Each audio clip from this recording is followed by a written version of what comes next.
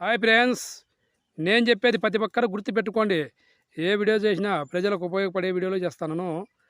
ఏం చెప్పేదామంటే, మనకు 10 ఎకరాల భూమి ఉన్నా, 20 ఎకరాల భూమి ఉన్నా, అది ఎప్పటికీ మనది కాదు ఫ్రెండ్స్. ఎందుకంటే మనం ఉన్నంత వరకే మన భూమి.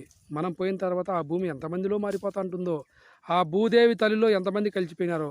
అందుకే ఆ భూమి మనది కాదు. ఉన్నంత వరకు చేసుకుని వెళ్ళిపోవాల్సిందే. అప్పుడు నీ కొడుకులు ఉన్నాయి, నీ కొడుకులు చేసుకుంటారు, వాళ్ళు వెళ్ళిపోతారు.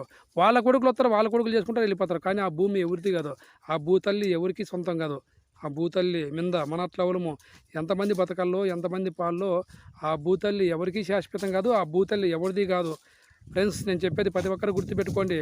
డబ్బు సంపాదించినా, బంగారు సంపాదించినా డబ్బు అంతా మంది కాదు, బంగారం అంతా మంది కాదు.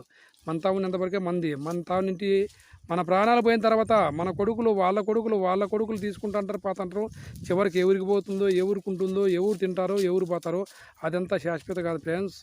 ఇది ప్రతి ఒక్కరు గుర్తుపెట్టుకోండి. నేను చెప్పేది ఏది శాశ్వతం కాదు ఈ భూమి మీద ఫ్రెండ్స్. ముఖ్యమైనది ఒక్క విషయం చెప్పేది గుర్తుపెట్టుకోండి.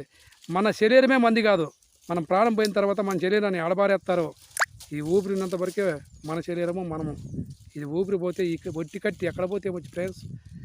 Bye friends. నచ్చితే లైక్ కొట్టండి, సబ్స్క్రైబ్ చేసుకోండి ఫ్రెండ్స్. ఇట్లా మీకు ఎస్పీ చాట్ నాకు ఫ్రెండ్స్.